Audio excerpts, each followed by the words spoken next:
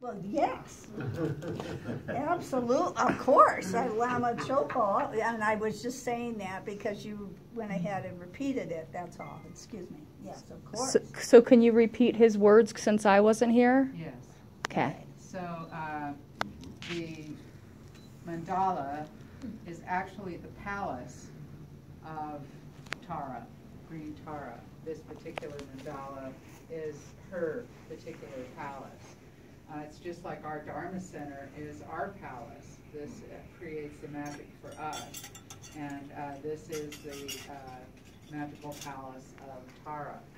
And the 4 doors are obviously different colors, and they represent the 4 directions.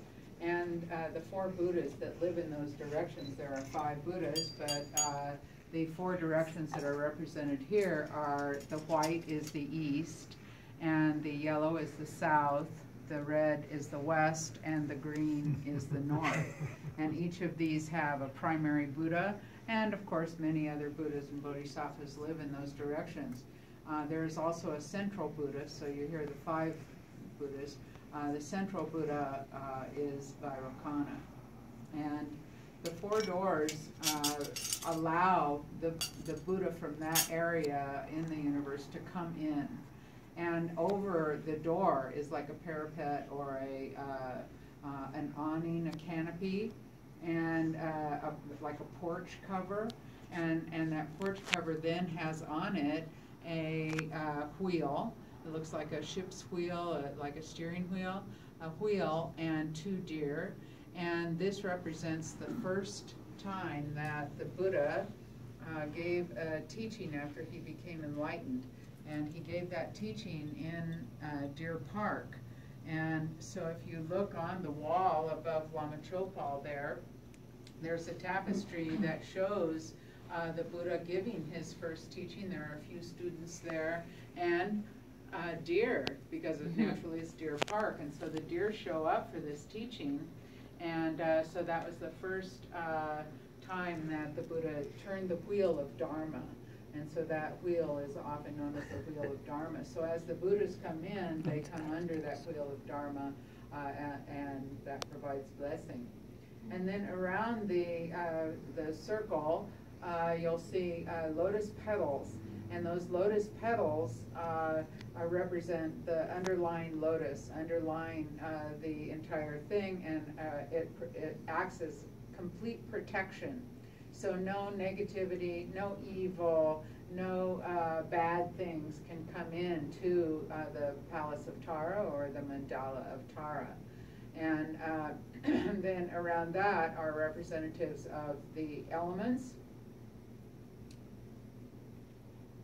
And then, so then you have everything complete. It's like the complete everything right there. And in the center, and Lama didn't mention this, but in the center you'll see there's a lotus, a moon seat, and Tara's seed syllable, which is the letter Tam. And it's a Tibetan letter Tam, and T-A-M. And the Tam, from the Tam, Tara can unfold, her mandala unfolds, and everything is represented there.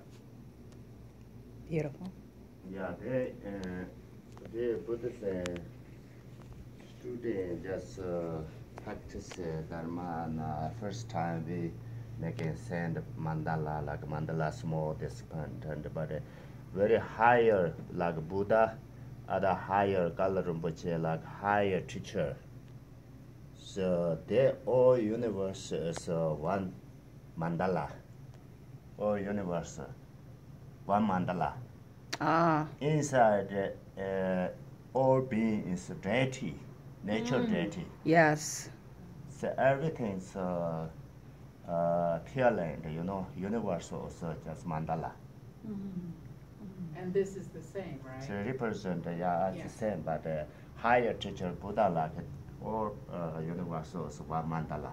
Okay. Inside human being, all sentient beings as deities. Yes. Dhaka and Dakini. Yes, yes. So they it's like a very high teacher, like everything is appealing and from Mandala. Well, I feel like you've given that to us too, Lama. But Lama's saying that in